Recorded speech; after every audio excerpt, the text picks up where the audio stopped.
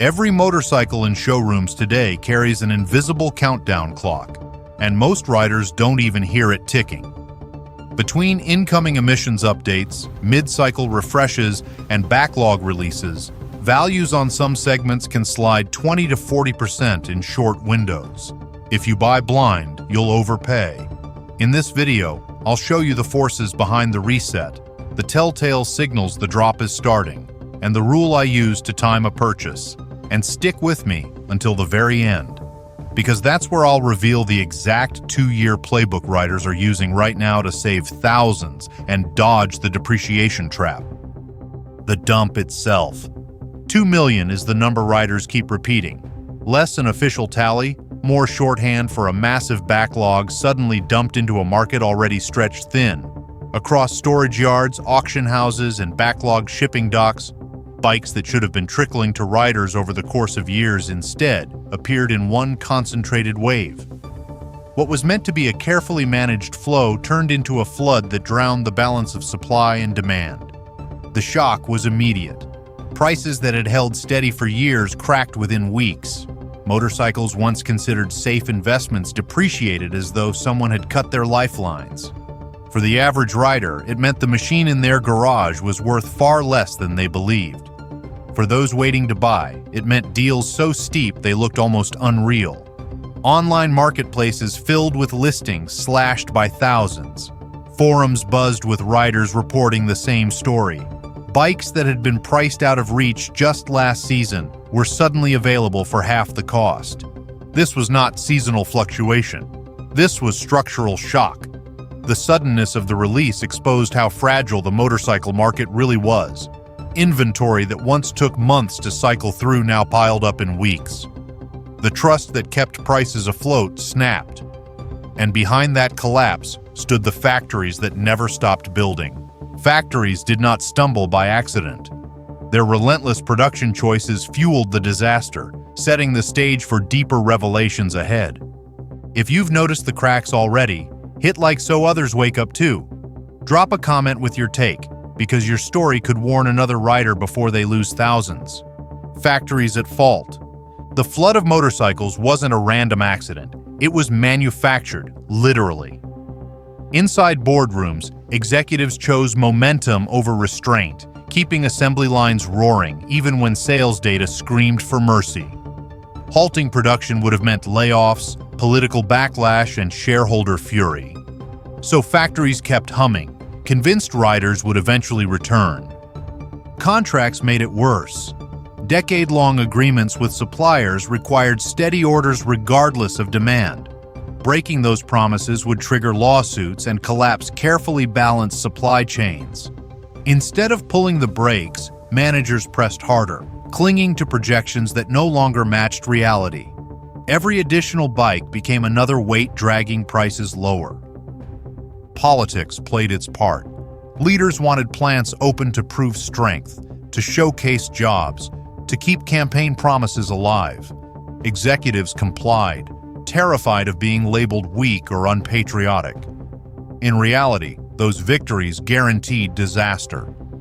Production targets were met, but markets were flooded beyond repair. Optimism blinded decision-makers. They remembered boom years when every shipment sold, ignoring a generation of riders priced out by inflated machines. Believing history would repeat, they doubled down. Instead, they created the largest motorcycle glut in modern history, a tide too heavy for dealers, brands, or consumers to escape. Every decision taken in those factories carried a hidden cost, and those costs would surface most brutally in collapsing motorcycle prices. Price mechanics. The glut did not crush every motorcycle equally. Instead, it split the market like a fault line, with each category collapsing at its own speed. Cheap commuter bikes, once considered safe bets, were the first to tumble. Buyers realized waiting just a few months could shave thousands off prices. Overnight, used models worth $3,000 slid to barely $2,000, devastating owners who thought they had purchased practical reliability. Cruisers fell next. The icons of weekend freedom suddenly looked like liabilities. Machines that once commanded $15,000 were quietly advertised for 10, then 9.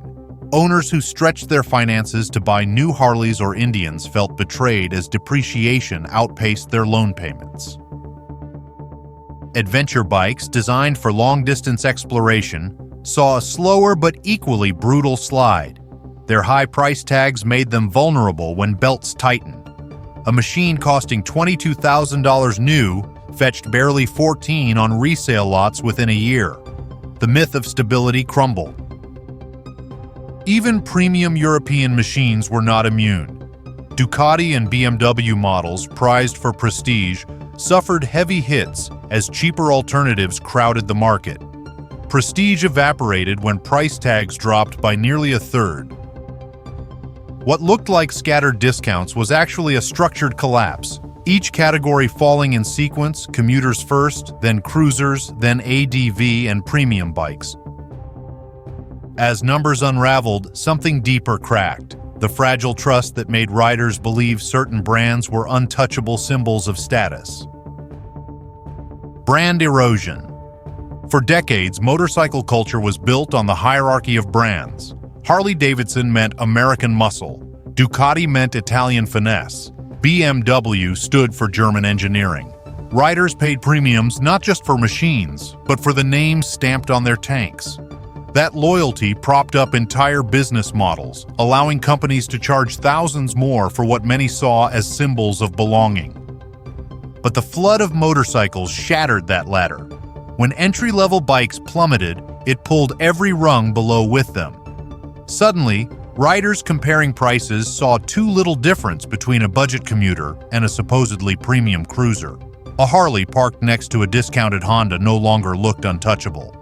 A Ducati offered at a markdown lost its aura of exclusivity. And BMW, once the pinnacle of resale reliability, faced listings that contradicted its carefully curated image. This erosion was not just about numbers on a page, it was cultural.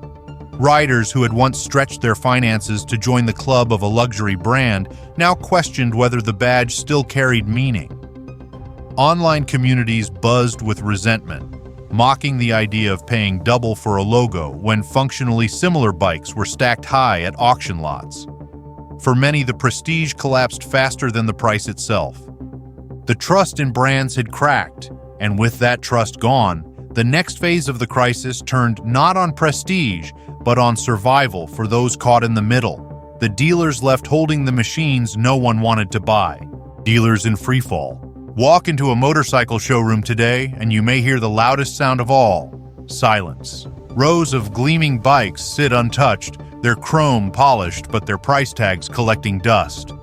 What was once a place of excitement and bargaining now feels like a graveyard of forgotten inventory. Dealers who once prided themselves on moving machines within weeks are now staring at rows that have sat for half a year. For every day a bike remains unsold, the dealer bleeds money. Floor plan financing fees, essentially interest payments to banks, pile up relentlessly. Each unsold motorcycle costs more than $20 a day to keep on the lot. Multiply that across hundreds of units and the losses climb into tens of thousands every month.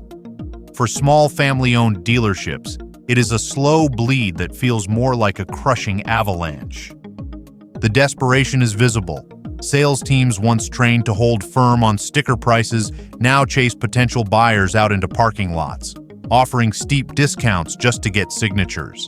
Advertisements trumpet impossible bargains, but the fine print reveals a shell game of hidden fees and inflated trade-in values. Even long-standing loyal customers sense the panic. The balance of power has shifted. For the first time in decades, riders walk into showrooms with leverage on their side. But while dealers scramble to survive, the deeper fire is raging inside the factories that keep sending them more machines than they can sell. Dealers suffocate on empty showrooms, yet factories face their own inferno. Margins disintegrate, and decisions threaten the industry's entire future. Factories on fire. The real bleeding did not happen in the showrooms. It ignited in the factories. For years, manufacturers leaned on motorcycles as their cash engines, using fat margins to bankroll research, electric experiments, And even risky side projects. That cushion is gone. Discounts of $2,000, $3,000, even $4,000 per unit wiped out the margins that once kept companies afloat. A bike that used to deliver profit now often barely covers raw materials. Multiply that across hundreds of thousands of units, and what was once steady cash flow becomes a drain pulling entire corporations under. Research and development, once touted as the future, is the first to be sacrificed. Electric prototypes sit mothballed. Promised launches drift further into the future. Every delayed project sends a signal to investors. This company is retreating, not advancing. Factories themselves feel the strain. Executives face brutal trade-offs, shutter plants and risk political outrage, or keep building and drown in unsold inventory. Neither option saves them. Every extra motorcycle on the line deepens the glut, but halting production sparks layoffs that ignite union wars. The engine that powered the industry's ambitions has turned into a bonfire, burning cash and credibility with every passing month. From inside those flames came another spark, the arrival of a stripped-down electric motorcycle that would shatter the psychology of pricing. Cheap e-moto bombshell. The disruption did not arrive from a big name. It came from a startup armed with a simple plan. Build an electric motorcycle so basic, so stripped of unnecessary luxuries, that it could sell for between $2,500 and $4,000 after incentives. The announcement landed like a bomb. Suddenly, riders used to five-figure price tags had to reconsider what a motorcycle really should cost, and dealers found themselves negotiating against a $2,500 to $4,000 electric anchor. If a functional, roadworthy electric bike could be bought for less than many smartphones, then why were other brands demanding $10,000 or more for commuter machines? The psychological anchor shattered. Riders who once believed motorcycles must cost as much as a small car began asking why, and once that question is asked, it cannot be unasked. The shock rippled into negotiations. Even if many riders were not ready to fully embrace electric power, the very existence of a sub-$5,000 motorcycle gave them bargaining leverage. Dealers pushing $8,000 or $12,000 models faced buyers armed with proof that cheaper alternatives were real and growing. Prestige pricing relies on belief. That belief collapsed in a single season, and with it, the cultural meaning of motorcycles began to shift as well. Once anchors snap, culture shifts. The rebellion against excess transforms motorcycles from luxury props back into tools of necessity again. Culture reversal. Motorcycles were never supposed to be luxury ornaments. For decades, they stood for grit, rebellion, and independence. Yet somewhere along the way, manufacturers dressed them up with heated seats, touchscreen dashboards, and six-figure trims that belonged more in luxury salons than on highways. Riders noticed, and resentment grew. The crash forced a reckoning. As prices imploded, riders began stripping away the excess, rediscovering what they had always wanted in the first place: simplicity. Online forums and local clubs buzzed with videos celebrating bare-bones commuters and rugged workhorses. Viral clips mocked boutique bikes with unnecessary gadgets. A cultural rebellion was underway. Identity shifted almost overnight. Owning the flashiest Harley or BMW no longer meant prestige, it meant debt. Riders who embraced simple, practical machines became the new standard bearers of authenticity. The message was clear: motorcycles are tools of freedom, not rolling spas. Younger buyers especially treated affordability as a badge of honor. Riding a basic $2,000 machine said more about resilience than cruising on a $25,000 monster weighed down with gimmicks. What began as necessity transformed into cultural pride. The reset wasn't just financial, it was spiritual. Motorcycles were reclaiming their soul, and riders were rewriting the rules of status.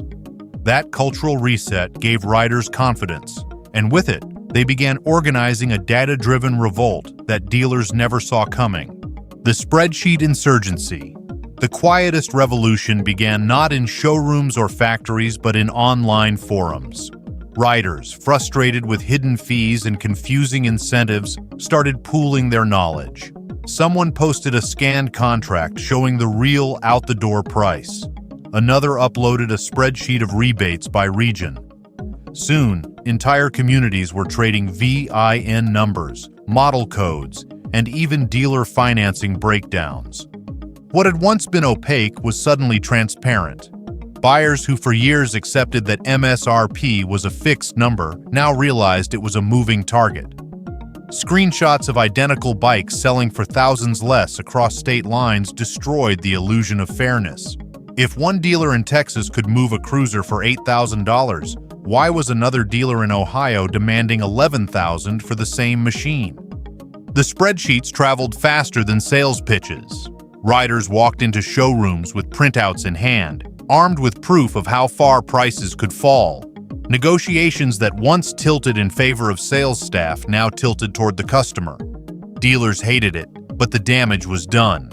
Transparency became a weapon, and buyers used it relentlessly.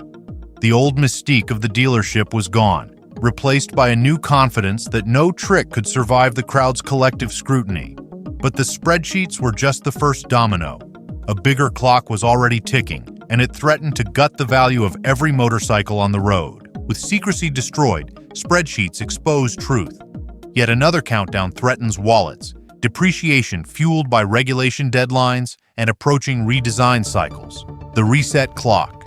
Every motorcycle on today's lots carries an invisible countdown clock. Riders may not hear it ticking, but the industry does. Within 2 years, sweeping emission regulations and new model launches will reset the market and slash values in ways owners cannot ignore. Consider the math.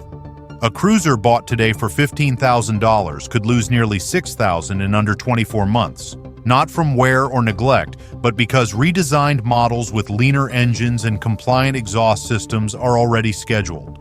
The same applies to adventure bikes, where the next generation promises lighter frames and stricter emissions approval. This isn't natural depreciation. It is engineered obsolescence, built into regulatory calendars and factory planning. Buyers are trapped.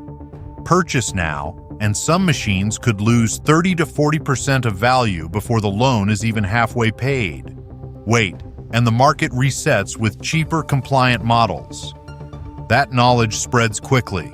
Online groups already circulate leaked launch timelines, urging riders to hold off. Dealers whisper warnings under their breath. Even mechanics advise patience. The longer riders wait, the faster current inventory turns toxic. What looks like hesitation is actually calculation. Riders have done the 2-year math, and the answer is brutal. Today's motorcycles are tomorrow's anchors.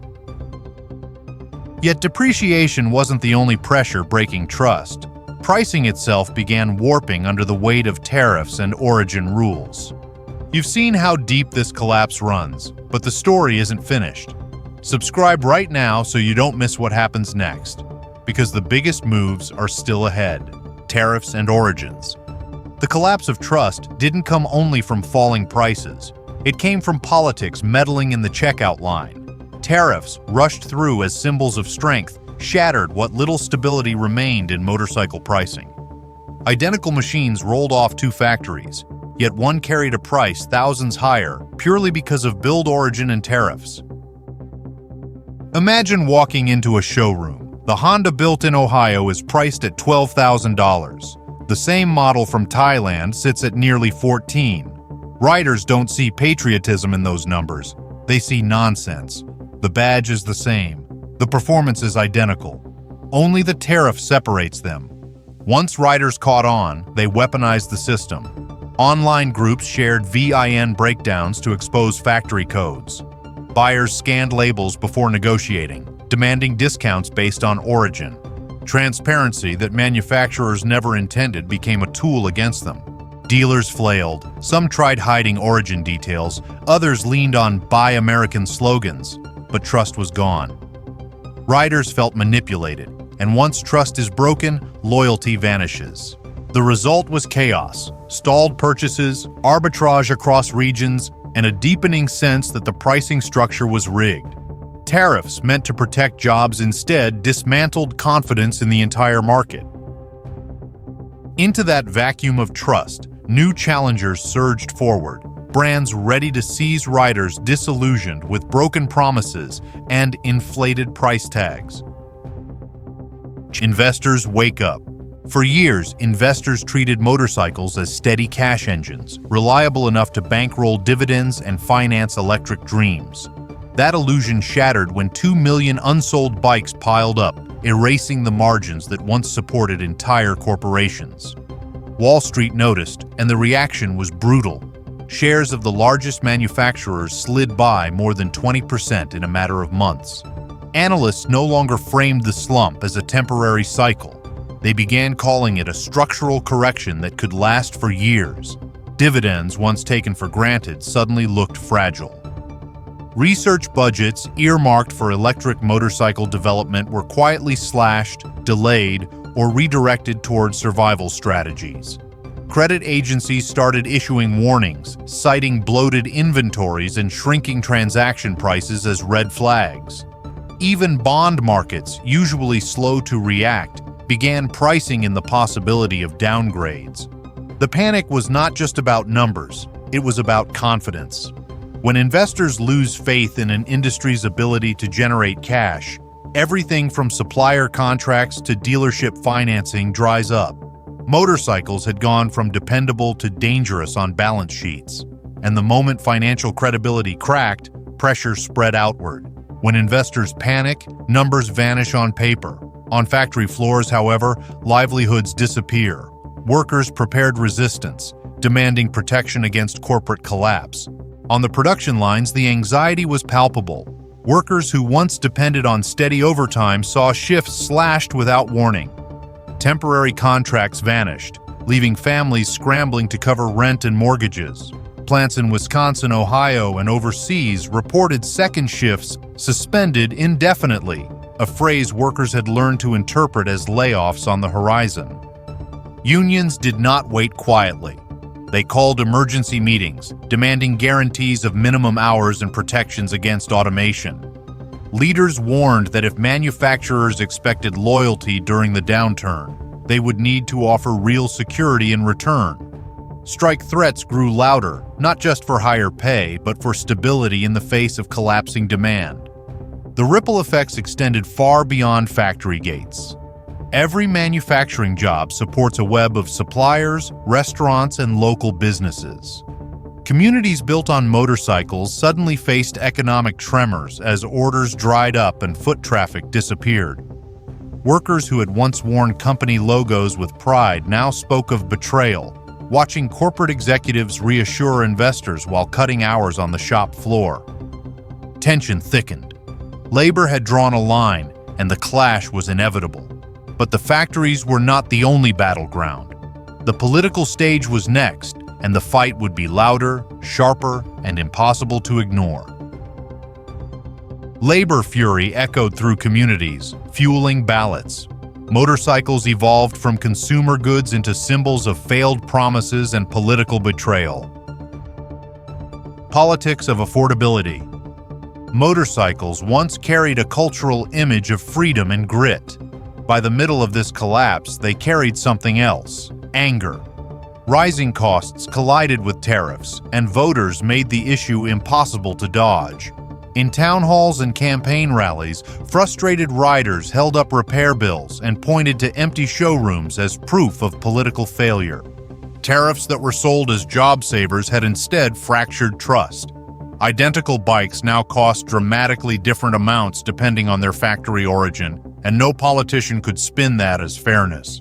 Voters who once waved flags at rallies now studied VIN codes like detectives, trying to avoid paying thousands more for the same machine. The resentment spread beyond riders. Families who saw motorcycles as affordable transportation felt locked out entirely. Candidates on both sides of the aisle scrambled to reframe the debate. Governors who had championed tariffs the year before now faced constituents demanding answers about layoffs and evaporating overtime. Election ads featured empty plants and unsold bikes as symbols of betrayal. For many voters, motorcycle prices became shorthand for failed economic promises. The politics of affordability had landed, and no ballot was safe from its reach. But while politicians sparred over causes and solutions, ordinary riders needed more than speeches. They needed strategies to protect themselves in a collapsing market. Political theater raged endlessly, yet survival for riders demanded clarity.